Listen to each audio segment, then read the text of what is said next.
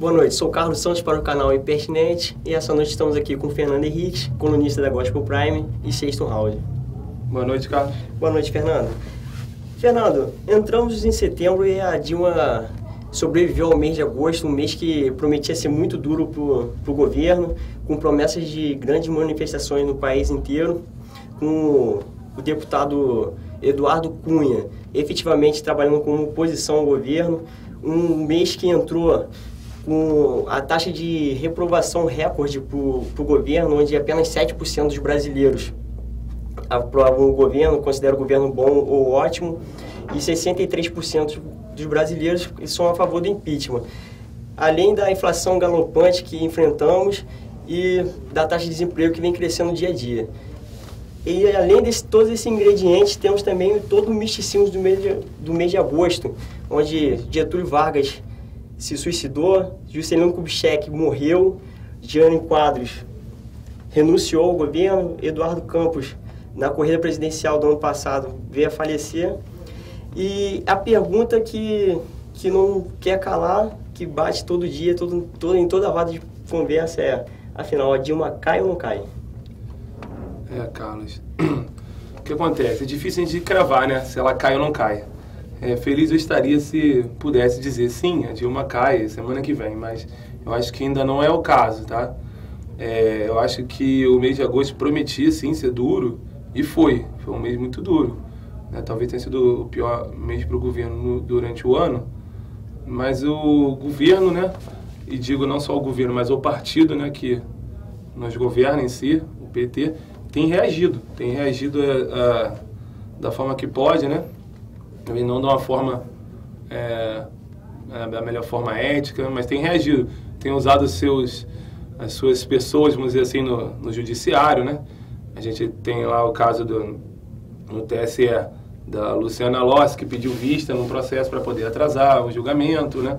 A gente tem agora o Rodrigo Janot, que é procurador-geral da República, que acabou de ser referendado pelo Senado, infelizmente. Senado que só faz um proforme ali, né? Nessas sabatinas que faz, tanto para STF quanto para outros cargos do judiciário. Então, foi aprovado, né? Foi indicado novamente pelo governo, foi aprovado pelo Senado e rapidamente, 2 dias depois, sentou em cima, já arquivou do processo que seria assim, interessante para essa possível queda da Dilma, que é lá o caso da gráfica fantasma, que foi descoberto pelo pessoal do Antagonista, né? Em especial Mário Sabino, Diogo Mainardi, né?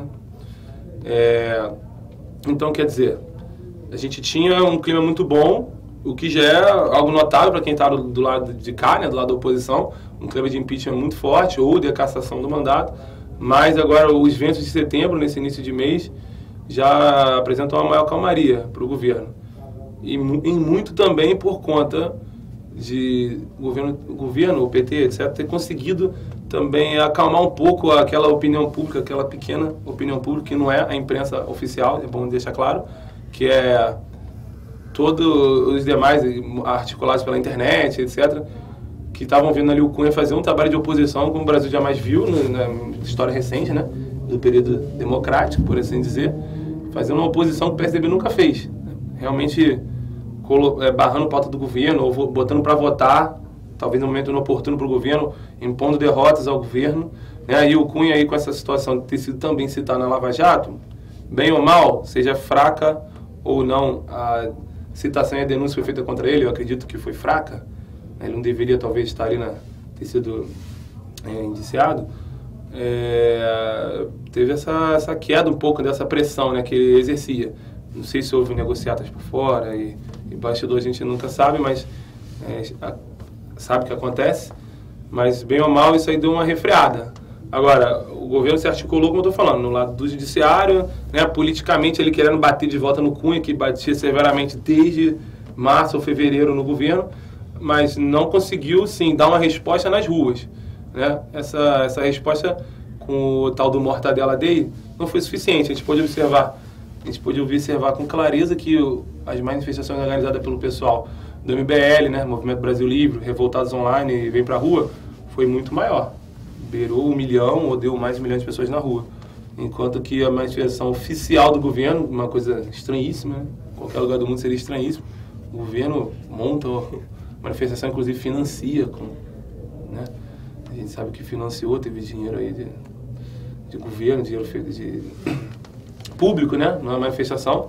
Não teve sequer a alusão daquilo, da força que teve a manifestação da oposição. Estranhamente, a mídia oficiosa, né, oficial, cobriu muito mais essa manifestação do governo. Então, você encara o indiciamento do Eduardo Cunha como uma manobra do governo para enfraquecer a oposição? Cara, de certo que sim, porque, né, vamos dizer que é uma manobra velada, porque estava citado, ok, o governo não poderia prever que ele seria citado, ou não articulou para que fosse. Mas uma vez citado ali pelo Alberto Youssef, que citou um monte de gente, que citou a Dilma mais vezes que citou Eduardo Cunha, né? Houve assim uma seleção. E esse também é um argumento do próprio Cunha em sua defesa, né? Que ele está sendo, teoricamente, perseguido, né? Que houve ali uma seleção, esse vai e esse não vai. Para a presidente, ela não está sofrendo nada aí oficialmente, a não ser no TSE. No TSE tem sim um processo de análise aí das suas contas de campanha, né? Agora, para fins criminais, não temos nada. Ela foi também citada, e outras pessoas também ligadas ao governo, ao PT, foram citadas e não tiveram o mesmo tratamento que teve Eduardo Cunha, que inclusive, absurdamente, acredito, o Rodrigo Janot, nesse pedido, né, que fez para que fosse aberto o caso no STF, fez também a indenização de 80 milhões que o Cunha deve devolver, né, aos cofres públicos. Sendo que eu não vi isso daí, eu vi, por exemplo, no caso do Mensalão, que os caras foram realmente condenados, né, a base, a cúpula ali do PT, devolvendo merreca, não valeu nem perto disso daí. Aí ele agora ele está só indiciado e já está e no caso seriam 40 milhões que realmente ele desviou de alguma forma ali na questão de favorecimento de contrato aqui e ali, e outros 40 milhões de multa por isso. Jamais ouvi falar de um caso como esse. Dobrou o valor na multa. Então, eu achei muito estranho e acho, inclusive, por essa estranheza toda, é um fato apenas para alardear, né? Para jogar na imprensa, para poder aqueles sites que fazem o discurso do governo na internet replicar essa informação e abafar o Fora Dilma com o Fora Cunha. Que, na verdade, isso aí não deve dar... Duvido muito que ele seja condenado nesse processo. Ok. Você citou o processo no TSE. E o que a gente vem aprendendo nos últimos anos na política brasileira é que o PMDB, ele sabe fazer conta. Ele é um partido que ele gosta de estar no governo. Ele foi situação com os tucanos, situação com o PT. Ele é o que a gente pode caracterizar de prostituta política. Pesado isso, hein? Sim, é o que ele nos passa. No último dia 25, o TSE decidiu dar prosseguimento no pedido de cassação da chapa Dilma Temer.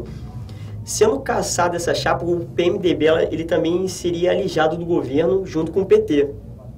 Diante desse quadro, dessa possibilidade do PMDB ficar fora do governo, já que dificilmente ele comporia o governo com o PSDB ou com algum outro candidato que venha vencer uma possível hipotética nova eleição, você acha que existe a possibilidade do PMDB romper definitivamente com o governo e fazer coro com o processo de impeachment, que aí dessa forma, com o processo de impeachment, quem assumiria o executivo seria o Michel Temer e o PMDB continuaria no poder? Veja bem, esse mês de agosto, né, ele foi bem conturbado. O que eu pude observar é que, assim, o PSDB estava correndo atrás dessa cassação. Inclusive, foi o PSDB que entrou com um pedido de análise, né, e etc., para poder buscar essa cassação, que geraria uma nova eleição, que geraria também um presidente temporário quando não se organizava a nova eleição, que no caso, o presidente da Câmara, Eduardo Cunha, que aí já foi, como eu respondi anteriormente, foi sujado, né, nesse processo, também enfraquece esse processo.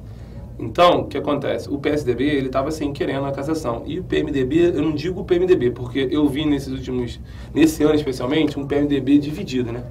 Um PMDB mais pro lado do Eduardo Cunha, querendo fazer oposição, querendo se desvincular do governo, né?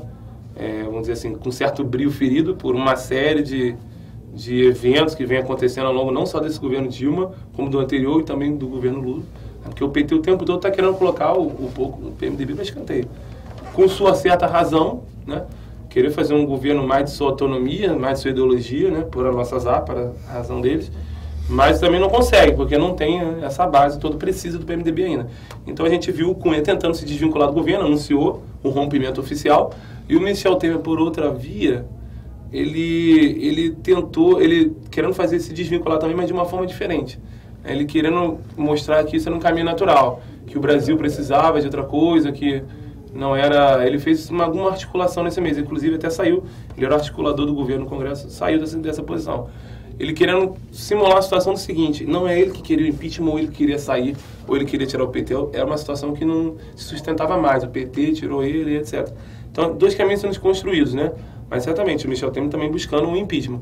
Então, a certa altura, eu até pude perceber, vendo alguns bons analistas, né, que eles buscaram uma união ali programática, momentânea, interna do PMDB, que já é um partido que está dividido há um tempo, o Cunha, o pessoal do Cunha e o pessoal do Temer, só que também não foi muito à frente, porque o Temer é um oportunista, ele quer sentir o momento, ele quer ser levado, né, pela maré. Então, e essa maré, com alguns novos ventos, ela deu uma estagnada. Então, o Temer também está um pouco estagnado.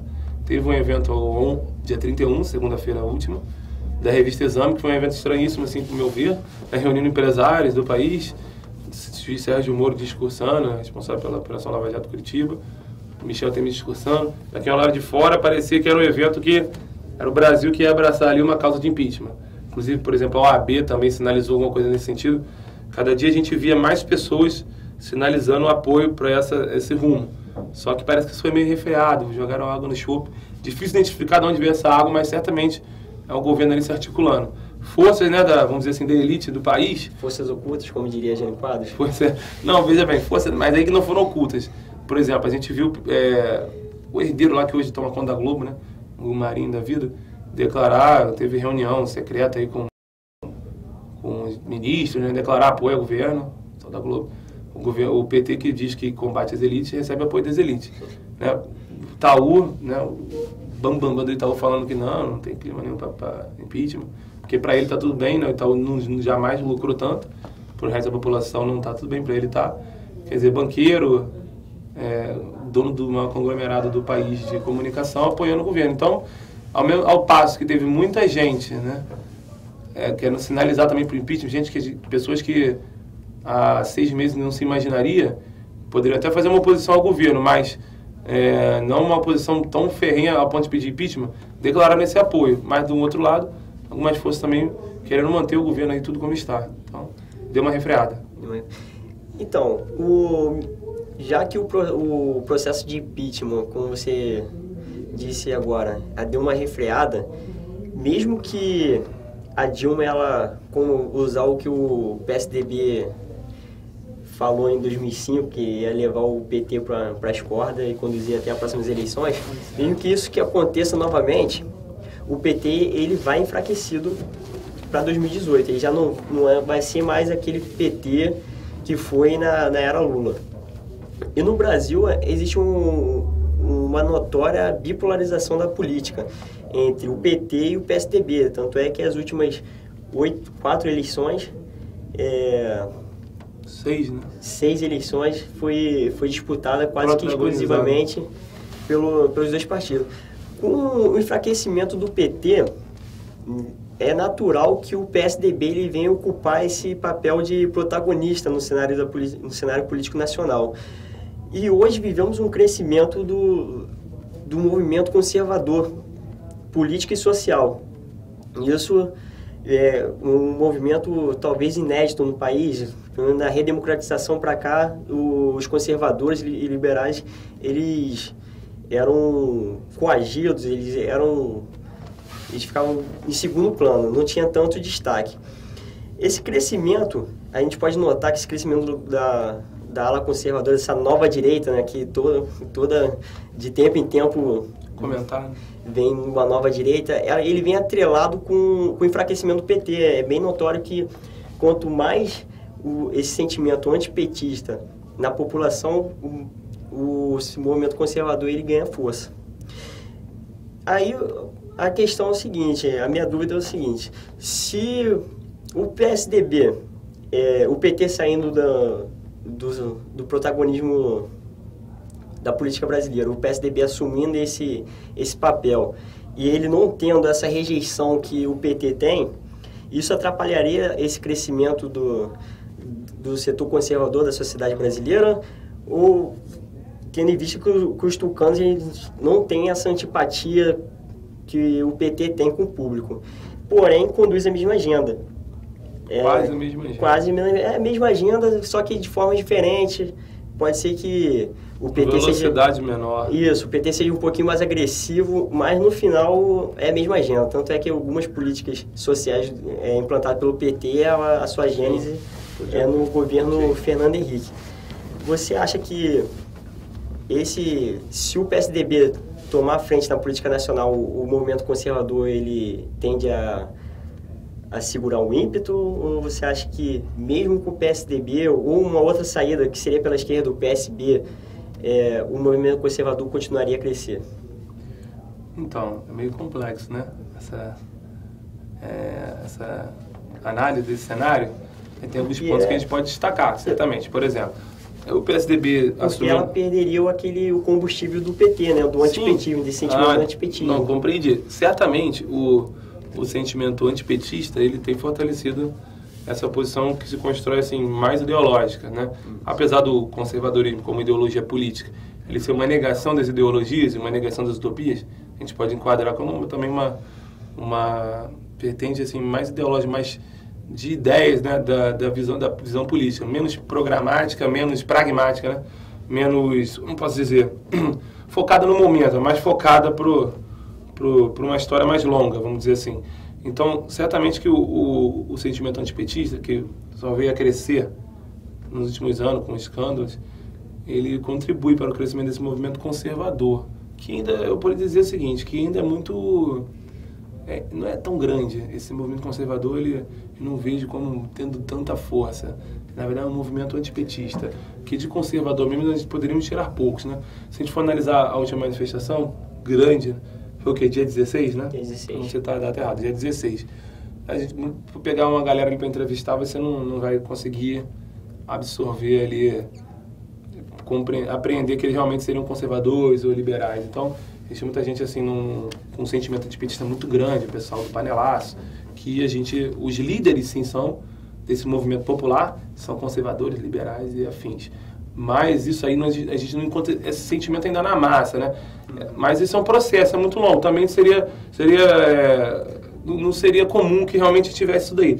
Mas eu posso observar o seguinte, que esse sentimento antipetista, ele tá favorecendo o movimento conservador, se os dois vou continuar, mas na verdade é o seguinte, é o movimento conservador que gerou parte, ou grande parte desse sentimento antipetista. Tá? É a atuação dessas pessoas na internet, é a atuação de Olavo de Carvalho, é a atuação de uma série de outros nomes, principalmente na internet, mas também já subindo e galgando níveis maiores, publicando livros, né? Escrevendo em revista, impressa, em jornal.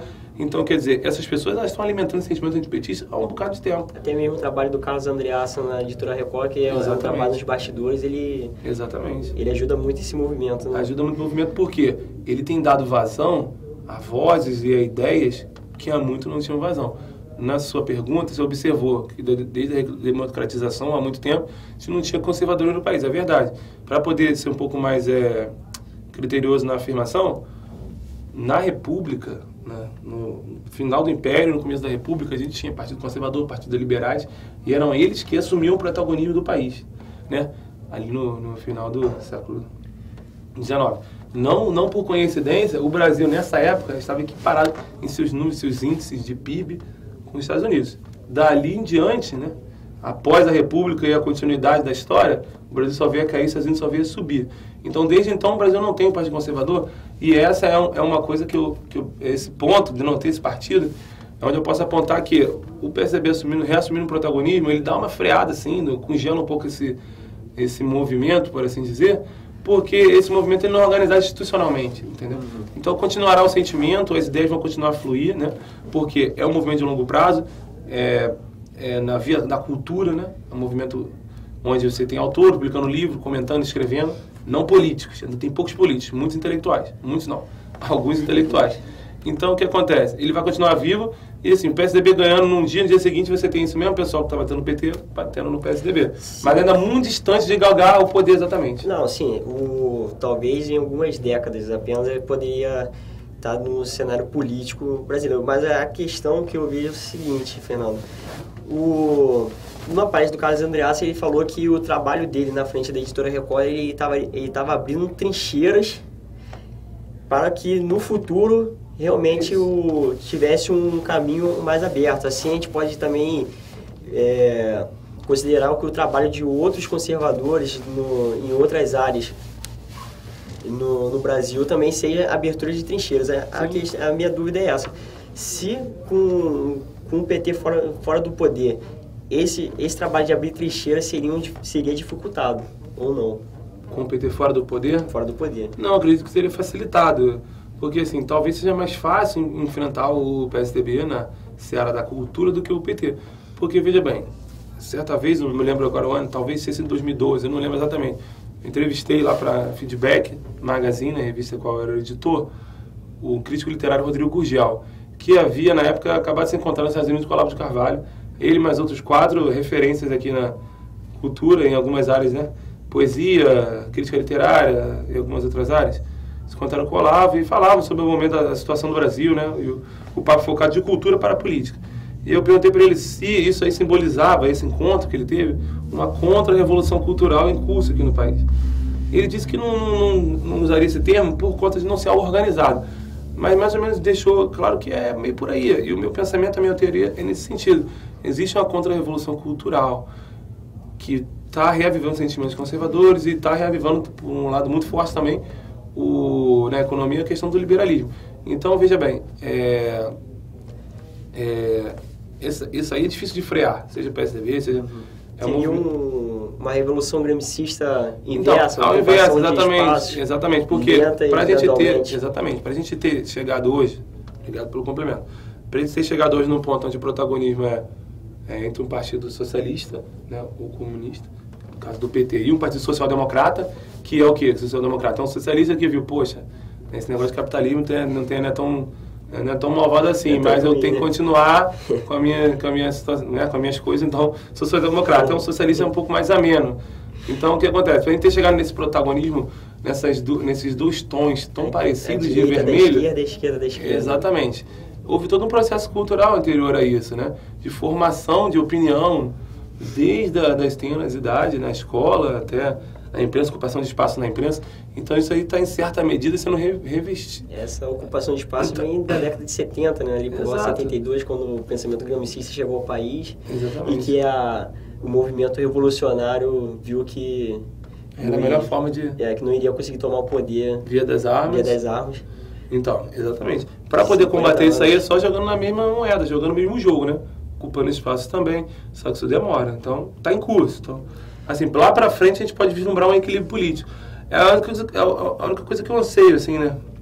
É vislumbrar um certo equilíbrio político no debate público, né? Para que as pessoas tenham realmente candidatos que divirjam, que colocam opiniões distintas, que vejam os caminhos para as soluções completamente distintos, que coloquem o porquê desses caminhos, não o que a gente vê hoje, que a gente, na sua maioria, todos os partidos falam quase a mesma linguagem, uma linguagem socialista. A gente tem o Olavo de Carvalho, que ele seria um líder do conservadorismo no campo intelectual. No campo político, a gente vê pouca atuação de políticos conservadores. No Brasil, hoje, tem muito preconceito. Eu conheço um. Muito preconceito com esse termo conservador, o político se posicionar à direita, porque a direita ela faz associação com o regime militar, que com essa reescrituração da história ela é vista de forma distorcida. Então o político ele tende a não se declarar de direita. Mas temos hoje o Bolsonaro. Ele se diz de direita, se diz conservador, quando ele diz que se lutar pela família, pelo trabalhador, ser conservador, ele diz que ele é conservador. Você acha que o nome do Bolsonaro é um nome ideal para liderar a ala conservadora no cenário político brasileiro? Não acho que seja um nome ideal, mas eu acho que é uma figura interessantíssima. Na verdade, o Bolsonaro é um fenômeno, né, na política brasileira recente. O Bolsonaro ele é um cara que pode ocupar um espaço ali de voto, tá? Um espaço, uma lacuna que o PT vai deixar, já está deixando, de um voto mais popular, né? Mais da massa, né? Mas das pessoas que acreditavam naquele partido, né? Pelo aquilo que ele construiu, né? Acreditaram no Messias Lula. Na história que eles construíram, mas não necessariamente naquela agenda do partido. Então, o Bolsonaro pode ocupar essa lacuna, uma vez que essas pessoas se veem hoje decepcionadas. Mas, assim, não estaria como o líder ideal de uma certa direita conservadora. Até porque o Bolsonaro, eu não estou aqui fazendo crítica ao Bolsonaro, só estou aqui falando um fato, né? O Bolsonaro já se dizia de direita muito antes de existir qualquer desse sentimento conservador no país, né? Mais ideológico. Então ele já se dizia. Mas quando veio esse sentimento antipetista que gerou essa história toda que a gente está falando, as pessoas olharam para o Congresso e viram o Bolsonaro como o único cara que falava, olha, eu sou de direita. Isso já há um certo tempo. Então ele ganhou um destaque, um protagonismo por conta disso, por conta de um certo pioneirismo nessa história. E aí o que acontece? Ele não é um cara que tem posições, por exemplo, liberais. E o movimento que se constrói, não tem como negar, é liberal conservador. Um movimento, as posições são similares às da grande maioria do pessoal do Partido Republicano nos Estados Unidos. Então são liberais conservadores. E o Bolsonaro não era, por exemplo, um liberal, um cara que ele estava muito no Estado. Isso diga um tempo atrás. Por conta da sua admiração pelo regime militar. E o Bolsonaro é um cara interessante para o debate, por quê? Porque quando vem à tona o assunto regime militar, ditadura, etc., ele coloca sempre o outro lado. É interessante ter o outro lado, né?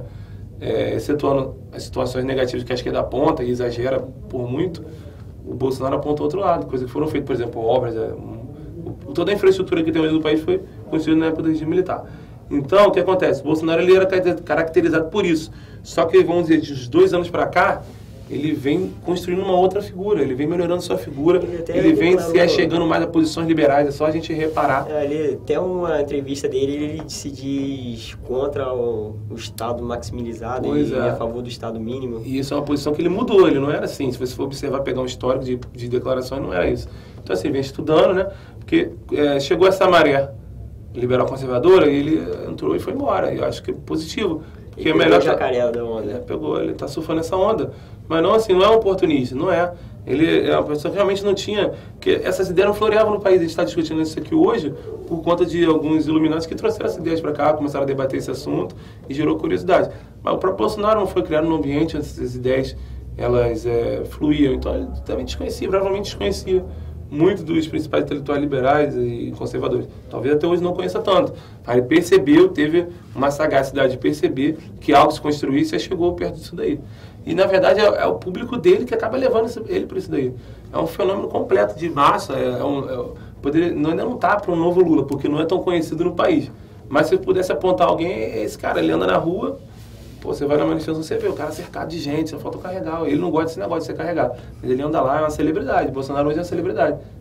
De repente é o deputado mais famoso que tem no país. E o Bolsonaro, ele já se lançou candidato ele não pode se lançar oficialmente, senão toma multa. Mas ele já, desde a campanha... Ele pretende ser candidato. Isso, desde a campanha do ano passado ele já vem batendo nessa tecla e parece que ele vai realmente conseguir uma legenda para vir candidato. Que vá. Na primeira pesquisa de opinião agora para eleições de 2018 envolvendo o nome de Jair Bolsonaro, ele obteve 5% das intenções de votos. Para uma primeira pesquisa é um número bem expressivo. Isso se o número for real, né? Se não for maquiado, como muitos números no país. Provavelmente foi maquiado para baixo. Para baixo, Numa projeção para 2018, você consegue ver o Bolsonaro com chances de vencer a eleição ou você acha que a imagem dele pode ser desconstruída pela oposição e enfraquecer essa campanha? Porque o marketing petista, conhecido pelo marqueteiro dele, João Santana, é sensacional, né? Eles conseguem destruir qualquer imagem. Acho que se Jesus Cristo descesse, eles conseguiriam destruir a imagem dele. É só ter verba, né? Não é só o PT, qualquer partido que quiser fazer esse trabalho hoje. Isso aí muito funciona por conta da... E o Bolsonaro tem material para isso. O PT tem essa verba porque pega no cofre público, né? Então, assim, o Bolsonaro teria material para fazer essa desconstrução. Na verdade, essa desconstrução, cara, ela é tão assim... Se fosse quem fosse, você tem material. Você veja que você não conseguiu desconstruir uma figura da Marina, que é uma pessoa assim, não fazendo analogia que é a Marina, nem criticando, mas é uma figura assim meio pálida no sentido, você não teria muitas contras para apontar na Marina. Eles conseguiram. Só que o Bolsonaro o Aécio beneficiou disso para ir para o segundo turno, então... Quer dizer, o Bolsonaro ele tem algumas declarações bem fortes. Como o Bolsonaro tem, só que eu acho assim, talvez nem sirva contra ele, né? Talvez sirva a favor. eu acho que acabaria até se vendo a favor, porque ele adotaria uma postura distinta. Eu acho assim, o Bolsonaro não tem chance de ganhar essa eleição, mas ele concorrendo, eu acho que vai concorrer, é uma figura que vem para trazer assim, uma maior diversidade vai trazer mais interesse do público em geral para a corrida eleitoral e dar uma diferença também, porque ele como pessoa tem uma postura completamente distinta de todos esses políticos que estão concorrendo a cargos majoritários, executivos. Por exemplo, numa situação dessa de desconstrução da figura, ele não vai ficar de meia-culpa, mimimi, ele tem o perfil de bater de volta, então ele não repara a figura dele, ele nem fica, naquele dia eu estava mal, eu não quis dizer aquilo, ele passa por cima daquilo e aponta de volta, você está falando isso de mim, então olha aqui que você tem também. Então, quer dizer, ele é uma figura interessante para o jogo político, porque ele aponta o dedo de volta, tá? Então, assim, claro que essa desconstrução ela é pesada, mas eu acho que não teria tanto efeito com ele, porque ele é aquilo ali mesmo, quem gosta dele já gosta, já sabe dessa história toda. E aí, um fator positivo, para ele concorrendo, vindo realmente a ser candidato, o fator negativo é esse, né? Algumas declarações que você vai afastar grande parte do eleitorado. Principalmente do que não conhece ele, né? Sim, mas aí eu queria falar, mas para quem, ele tem um ponto que é o seguinte, quem conhece e não é de esquerda gosta, e tem, ali, Brasil, falando de Brasil inteiro, muita gente não conhece, cara, eu acredito que a grande parte do Brasil não conhece o Bolsonaro, porque tudo que se fala de Bolsonaro é na internet. Tá? Você, por exemplo, vê o Bolsonaro aparecendo na Globo. O Bolsonaro deve ter anos aparecendo na Globo. Mas tá toda hora em rede TV, em canal menor. Mas na Globo não aparece. Então, tudo que ele constrói, consegue, tá em cima na internet. Então, a valência dele é pequena. Se a gente for falar de Brasil, cara, a internet não é pra todo mundo assim ainda. A figura dele ainda não é tão conhecida. Então, numa campanha que massificasse essa figura dele, talvez, por um certo carinho que ele tem, ele não ganhasse até mais votos. Eu chutaria ele pegando 10% nessa eleição, mas não... já atrapalhando ali o mais de esquerda que estivesse concorrendo, que ele ia bater loucamente no debate desse cidadão. Falando em 2018, assim, já que o Bolsonaro, no seu ponto de vista, ele não teria chance de vencer essa eleição, em 2018 já começa a se desenhar pra gente. O Lula já disse que se precisar e se não tiver preso, ele vai ser candidato. O PMDB também já articula lançar um candidato próprio, que pode ser o José Serra, que quer a candidatura, mas talvez seja a terceira força dele no PSDB. Provavelmente no PSDB ele não vai ter legenda. Ele sai, né? Aí ele pode sair, já começou conversas com o PMDB. Eduardo Paz, prefeito do Rio de Janeiro, também surge como possibilidade para o PMDB. Temos o PSDB que, a princípio, já lançou, vai lançar, tem predisposição para lançar o nome do Geraldo Alckmin para concorrer, porém o Aécio Neves também quer forçar a barra para ser candidato. E esses candidatos, tirando o Eduardo Paes, seriam o mais do mesmo. Lula, Alckmin, Serra e Aécio. Você vê outro nome na política brasileira hoje, em condições de disputar a eleição, disputar de maneira séria, não como um nanico na corrida presidencial? Então, cara, é difícil, né? A gente pode pensar que talvez o Ronaldo Caiado pudesse fazer alguma coisa, mas eu acho que talvez ele fique menor nessa eleição do que, se vier a concorrer, do que o Bolsonaro. Então, assim, muito difícil. É um cenário péssimo, assim, dá um desgosto tremendo. Assim, não tem muita graça você ficar acompanhando e participando desse processo, porque não existe quadro, né? Os grandes partidos não têm quadro. Porque são todos partidos de esquerda. Se você é um cara de direita, você vai ficar certamente desgostoso. Qualquer candidato do PSDB, qualquer candidato do PSB, qualquer candidato de PV, de PT, obviamente. E tem a Marina Silva, que sempre vem com aqueles 20%. Talvez, cara, nesse cenário aí, agora você me lembrou bem, talvez nesse cenário de qualquer um desses três nomes aí do PSDB, que são insossos por demais, o Zé Serra, meu Deus do céu, né? Parece, morreu e esqueceu de deitar, né? 2002, né? Qualquer nome do PT vai vir manchado com uma carga tremenda. Mas ainda vai fazer um barulho. Eu acho que o candidato do PT nessa eleição ainda é favorito, na próxima eleição. A gente fica achando que tá aqui... Consegue ver um nome sem ser o Lula para ser candidato? Pô, constrói um nome, cara. O PT não precisa disso aí. Você vê o Haddad ganhou a eleição. Quem era Haddad? A Dilma, ele construiu a Dilma, inventaram a Dilma no momento que pois é. O Lula tinha... Pois é, mas veja bem, se o Lula ganhou aquela eleição depois do mensalão, se a Dilma ganhou a última eleição com tudo que estava acontecendo, com toda essa crítica pesada em cima, eu nem acredito mais que esse pessoal perde a eleição não, cara. Não perde. Ainda mais com urna eletrônica, eu não acredito. Eu acho que para derrubar, esse pessoal tinha que tirar com impeachment, senão... É penumbra. Mas se a gente for ver a história política, realmente. A história das eleições no Brasil 2006 para cá, parece que a culpa pela vitória do PT é mais do PSDB do que propriamente do PT, porque o PSDB, ele... Partido frouxo, né, cara? Não faz oposição decente, é um partido bem frouxo. 2005 era... Tem feito alguma coisa, o pessoal critica o Aécio, mas o Aécio tem um pouquinho mais de fibra ali dentro, né? O Fernando Henrique parece joga por outro time, então você tem a maior figura do partido, quase um petista. Então, né?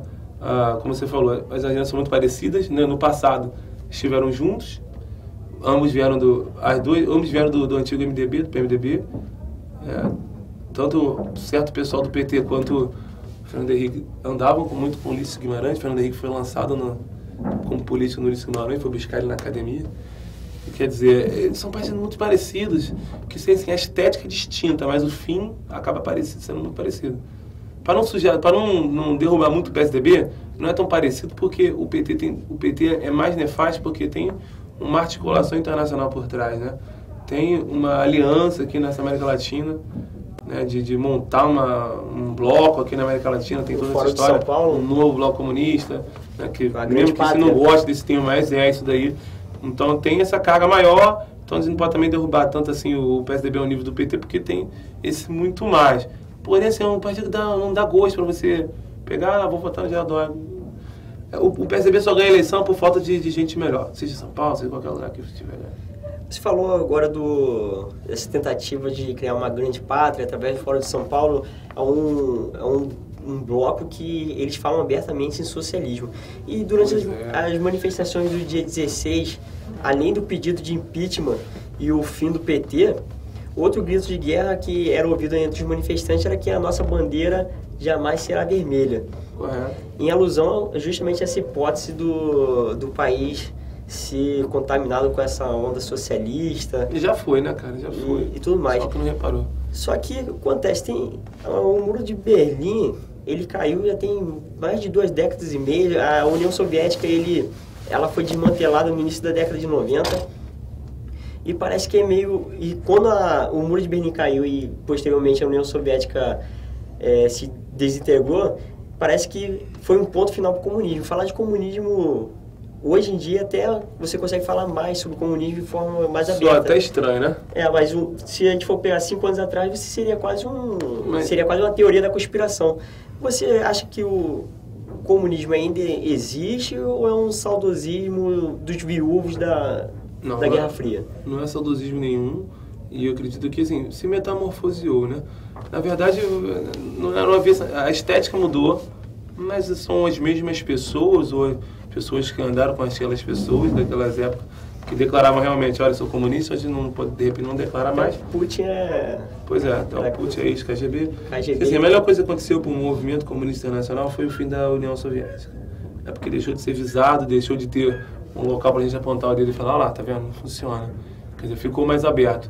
Então eu digo assim, o movimento internacional, que é internacional, ele se metamorfoseou, mudou sua roupagem, né, a estética é outra, mas é muito mais nocivo. Eu acredito que hoje o perigo seja maior do que, por exemplo, na época da Guerra Fria, do que, por exemplo, na época quando a União Soviética financiava realmente regimes.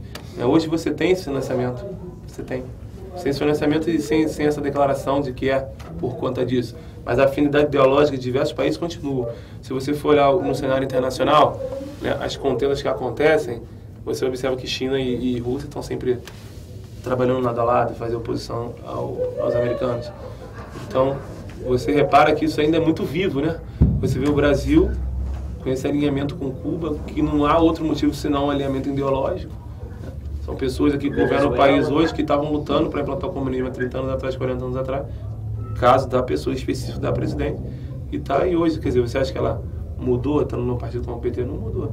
Só mudou assim, ficando mais espertos, né? A forma de se tentar aquilo que pretende, esse grande Estado que talvez no futuro possa ser prescrito por algo melhor, não sabe o que é esse algo, ainda é isso que se busca, só que com um pouco menos de pressa, com outra estratégia. Então seria uma estratégia gramicista? Você acha que tem uma revolução silenciosa em curso? Sim, com certeza. Isso aí hoje em dia, já no país, para quem acompanha a cena política, para quem lê sobre política, para quem tem ouvido pessoas que não as mesmas pessoas do jornalzinho que entrega na porta de casa, sabe que isso aí já é fato consumado.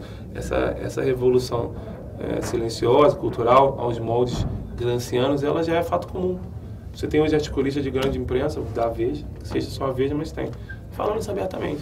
Isso é facilmente comprovado, né? Tem elementos probatórios inúmeros. O Olavo de Carvalho já aponta isso tem 15 anos ou mais, e só vê aquilo que ele dizia, só vê se comprovar. No final, o Olavo tem razão. O Olavo tem razão. É por isso que a gente observa nas manifestações esse monte de placa aí. O mesmo pioneirismo que eu citei, Bolsonaro, no caso, como um político realmente estabelecido, eleito, a gente tem esse pioneirismo no Olavo de Carvalho muito maior do que o Bolsonaro. Porque antes de todo mundo achar que existia um problema na ascensão do PT ao poder, o Olavo já dizia. Na década de 90 já falava de Fora de São Paulo, quando a grande mídia ela meio que escondeu, deixou quietinho. No Brasil a gente é muito atrasado, muito lento para tudo, né? Você vê, quando caiu o Muro de Berlim, sei lá, semana seguinte, logo, né, para não dizer dia seguinte, Fidel Castro reuniu o pessoal, inclusive o Lula, e fundou o Foro de São Paulo. Então, isso viemos a saber só 20 anos depois. Que imprensa é essa? Que veículos de comunicações que até hoje não se fala, né? Poucos falam. Então, quer dizer, o Brasil está atrasado, mas já está acontecendo, já está aí. Por isso que eu falei, a nossa bandeira jamais será vermelha. Beleza, a bandeira não está sendo não, mas tudo o resto está rolando no país, está vermelho até demais. E é um novo vermelho, as pessoas estão esperando assim, mas o Brasil não é comunista, não é socialista, porque eles estão imaginando uma União Soviética. Mas se o cara for olhar para a China, uma Cuba, mas não é mais isso daí. Se você for olhar para a China, que governa a China é o Partido Comunista, né? O Partido Comunista Chinês, ele mudou, né, seu modus operandi, mas continua, são essas pessoas, entendeu?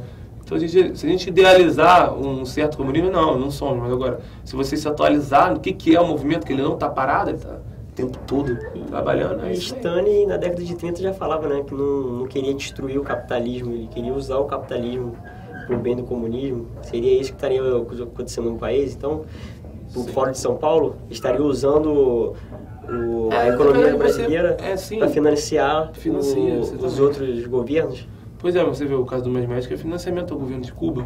E o Mais Médico, a gente está chocado aqui, mas Cuba faz isso para um montão de país. Exporta médicos, escraviza médicos e recebe esse dinheiro. O governo de Cuba tem que se financiar de alguma forma. Agora, ingênuo é aquele que acha que Cuba sempre foi uma economia fechada. Não foi, né? Cuba, toda a propriedade de Cuba é do governo, é da família Castro, portanto. Só que isso já é arrendado há muito tempo. Eu tenho um conhecido que foi mestrado em História, ele fez sobre Cuba e teve em Cuba na década de 90, começo da década de 90. Aí mostrou também nas fotos dele que foi viajar, tá um hotel lá, esqueci o nome do hotel internacional, lá na praia de Cuba, certa praia de Cuba lá, francês. Mas o que é isso aqui, cara? Cuba? Que negócio é esse? O hotel francês, não, é arrendado, o governo arrenda, o hotel paga pro governo e está trabalhando ligando seu dinheiro. Quer dizer, cadê o socialismo, o comunismo aí, da forma que se prega? Nunca foi isso daí que se prega. É sempre essa forma aí de algum tirano assumir o poder e controlar essa sociedade. Então, eles precisam sobreviver de alguma forma, então, se fosse com o socialismo, tinha caído realmente, sendo puro. E a gente aqui, no nosso mundinho aqui, Brasil, a gente está vivendo um turbilhão, mas nos Estados Unidos, por exemplo, já começa a desenhar a corrida presidencial pro ano que vem. Certo. E existe a expectativa que os republicanos dessa vez consigam vencer os democratas, que talvez facilitaria esse movimento comunista internacional. Então, como por exemplo o Obama voltou a ter relações com Cuba, Estados Unidos hoje com o governo. Relações diplomáticas. Isso. É bom esclarecer que muita gente está alardeando por aí, comemorando o fim do embargo. Não tem nada de fim do embargo, inclusive que o embargo é questão legal nos Estados Unidos. Ele teria que passar pelo Congresso, o Congresso não tem maioria democrata hoje. O que caiu não. O que foi restabelecido são relações diplomáticas, né? Embaixada de Estados Unidos em Cuba e vice-versa. Que assim que o republicano entrar, acabou isso daí, tá? Então... Dia seguinte acabou. E em todo outro cenário da geopolítica mundial, qual seria o impacto de uma vitória republicana nos Estados Unidos? Então, uma vitória republicana, assim, essa a eleição americana é a eleição mais importante do mundo. Não à toa é coberta, né, tem cobertura em todos os lugares. E o mundo já está sofrendo, agonizando já há 8 anos com o Obama aí, não se aguenta mais. Tá? Parece que os republicanos dos Estados Unidos é o PSDB do Brasil. Eles não querem bater nos democratas, fazem uma oposição, mas não tão ferrenha, então, estão facilitando... Eu não diria, porque assim, o partido é muito grande. Você tem nos Estados Unidos, você tem apenas 2 partidos assim com... Você é aberto para ter qualquer partido, mas quem tem realmente força são esses 2 partidos, né? Seria esquerda e direita, democrata e republicano. Então dentro do partido republicano você tem muita gente, diversas correntes, né? E é um partido que tem feito essa oposição, só que assim, a história levou... É um país dividido hoje, Estados Unidos. Então, para você ter noção, o Mitt Romney perdeu essa última eleição, ele teve mais votos do que o Obama. Mas o Obama ganhou a questão dos delegados. Então, assim, o republicano faz essa oposição, e lá tem uma coisa interessante que é o seguinte: a eleição para os parlamentares não é na mesma data. Então, 2 anos de governo Obama trocou os parlamentares todos e o republicano passou a ter a maioria. E aí o governo dele está um certo inferno já desde então, que o Congresso não trabalha a seu favor, não consegue aprovar nada. Então, assim, o republicano tem feito, sim, uma oposição ferrenha, não se compara. Republicano não se compara com o que tem aqui no Brasil de oposição, PSDB, qualquer coisa. Tem muitos bons quadros, ótimos nomes, então, assim, ainda tem um suspiro, né, lá de lucidez por conta dos bons nomes do Partido Republicano. Então, assim, para a geopolítica internacional, se a geopolítica é internacional, perdão. Mas o contexto geopolítico, cara, o republicano ganhar a eleição nos Estados Unidos muda para muita gente. Por exemplo, para Israel. Israel hoje ele está desamparado. Oficialmente os Estados Unidos apoiam Israel, mas oficialmente, porque é uma coisa histórica. Mas um Obama dando total apoio para o programa nuclear iraniano, que não é oficiosamente para enriquecer o urânio para fazer bombas nucleares, mas a gente sabe que é o que vai acabar acontecendo. Isso é o maior golpe no Estado de Israel desde que ele existe. Porque na Constituição do Irã você tem que o Irã não aceita o Estado de Israel como tal, que é destruir, temos que destruir o Estado de Israel. É a questão ali depois da Revolução 79.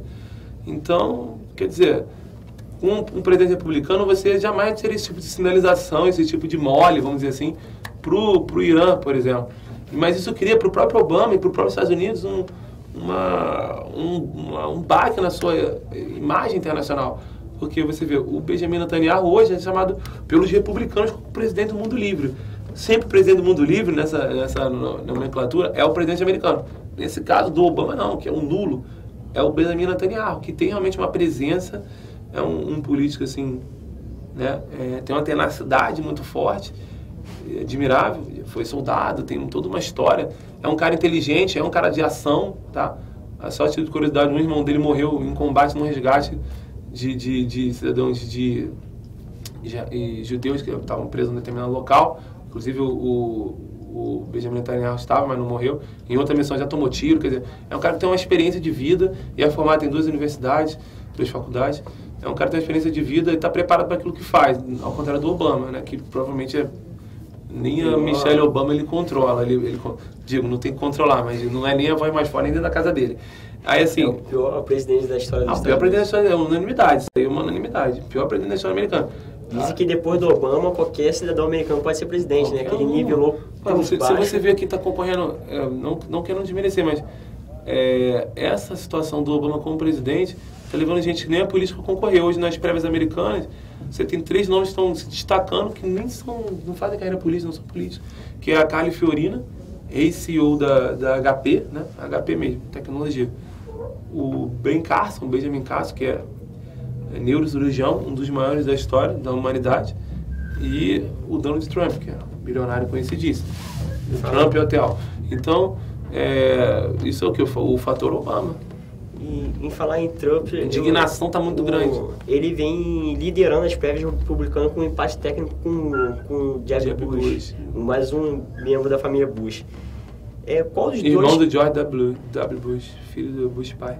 Qual dos 2 candidatos seria ideal para uma disputa com os democratas? Nenhum dos dois. Porque assim, a gente parece que está sendo pessimista aqui nessa conversa, mas é só porrada. Eu não vejo nenhuma boa notícia. É muito difícil encontrar uma boa notícia nesse cenário. Mas assim, a gente tem ótimos quadros ali nas prévias republicanas, concorrendo pelo partido. Querendo concorrer pelo partido, mas infelizmente os 2 piores quadros, na minha opinião, são aqueles que estão se destacando. O Jeb Bush, não por ele em si, mas imagina você, mais um Bush, cara, presidente dos Estados Unidos, o terceiro na mesma família, né? Assim, ele dá muito ferramental pros democratas e mais do que para os democratas, mas para a imprensa democrata, que é 80% da imprensa americana, bater no mais um Bush, vão falar de repente, sabe, monarquia, exageros que eles sempre fazem. E então eu diria o seguinte, são os 2 piores candidatos possíveis, tá? E eu acho que o cenário ideal seria a Carly Fiorina. Você pode pesquisar aí, nos ouvindo. é uma candidata exuberante. E se agora o momento para ter uma presidente, né, mulher nos Estados Unidos, depois do presidente negro, que esse é um discurso que a esquerda vai levantar, que os democratas vão levantar. Que seja a Hillary, que a Hillary toda desgastada, que seja a Carly Fiorina, exatamente. Cara, se qualquer pessoa, né, lúcida, pegar, ver um vídeo dessa mulher falando, tu vota no dia seguinte. A mulher é excepcional, excepcional. Mas ela ainda está muito fraca. Se um brasileiro ver esse vídeo, vai votar na Hillary, né? Que votou na Dilma. Não, o brasileiro não tem informação. Se pegar essa informação, de repente nem vota. É porque, assim, eu digo assim, ela está muito distante ainda de conseguir realmente ser a candidata, ganhar essa eleição interna do partido. Mas ela está galgando espaço, ela está crescendo. No último debate com os 10 principais candidatos, eu não estava presente. Mas certamente no próximo estará, porque ela está crescendo, tá? E só para destacar, assim, o Ben Carson, ele não se apresenta como um bom candidato, um candidato viável, porque ele não tem um perfil de política. A Carly Fiorina, apesar de não ser da política, ela tem apresentado esse perfil, seus discursos. Mas o Ben Carson é um ser humano incrível. Se você conhece a história do Ben Carson, você fala, cara, como os americanos são felizes de ter esse tipo de opção para voto, né? Uma mulher que era CEO de uma multinacional, que é a HP, o outro que é o Ben Carson, um neurocirurgião renomadíssimo. Em 87 fez a cirurgia, primeira cirurgia para separar as gêmeos siameses que eram colados pelo crânio. Uma coisa incrível. Ele tem uma história renomadíssima. Quem quiser conhecer pode pegar o filme dele, chama Mãos Talentosas, a história de Benjamin Carson. Uma história fantástica. Quer dizer, biografias como essa jamais não, mas vai demorar muito tempo para ver tentando a vida no cenário político brasileiro. Porque o cara hoje tenta a vida no cenário político brasileiro para ganhar a vida. Só às vezes o contrário. Todos esses caras que eu estou citando aqui já estão com a vida feita. E o Donald Trump está muito... bilionário. Bilionário. O Donald Trump está muito forte porque ele tem dinheiro para investir na própria campanha. Coisa que a maioria não está fazendo nas prévias, né? Depois de passar das prévias, vão unificar recursos, todo mundo do partido, para poder alçar alguém. O Trump já está fazendo isso agora, tá? Deve ter um monte de gente trabalhando para ele, divulgando ele na internet, etc. Então ele está muito forte. É difícil tirar ele dali, mas eu estou torcendo para que saia. Então, ok, Fernando, chegamos ao fim. Muito obrigado pela sua presença. Acho que foi um bate-papo sadio que acrescentou muito para quem estiver nos acompanhando. Muito obrigado por sua presença. Espero ter você aqui outra vez, em outras oportunidades. Ok, Carlos, eu que agradeço, tá? A oportunidade de estar aqui dialogando com você. Até a próxima. Ok. Muito obrigado, vocês. Ficamos por aqui, canal Impertinente. Boa noite.